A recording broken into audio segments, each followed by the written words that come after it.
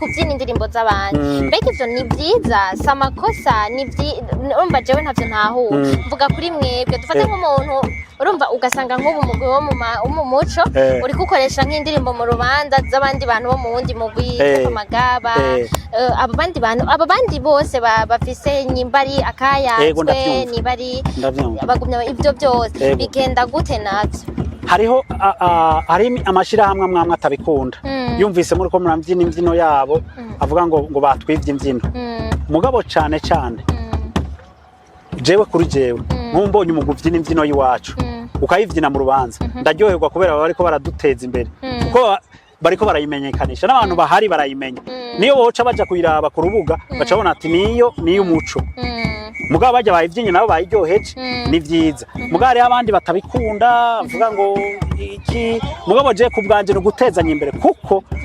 nizi mbyino mva amahanga zindi mu byo twita amakaraoke usanga umuntu ariko aravyina imbyino wundi muntu kandi ugasanga ariko aramuteza imbere kuko baja kuyiraba yiryoheje bavuga ati imbyino iraryoshe ugiye kuyiraba ubuteje imbere wandi umugiye ngira mu gifaransa ico no kwita kumuteza imbere mu gifaransa promotion yego je ntaco bintwara kabisa ico ikibi nuko yogenda akayisubiramo agacayishira muri studio akayisubiramwo agacayisohora na clip aho yoba kurengana hanyuma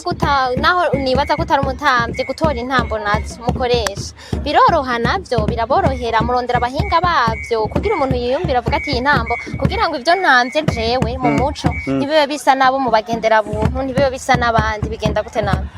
ivyo rero nakubare ko hariho Uburundi bwari bugizwe n'uturere 9 akarere kamwe kose barasanga gafise intambo kisangije tuvuge nk'agasimbo tuvuge nk'amayaya ugasanga maka igihambe ivyo rero ico no kwita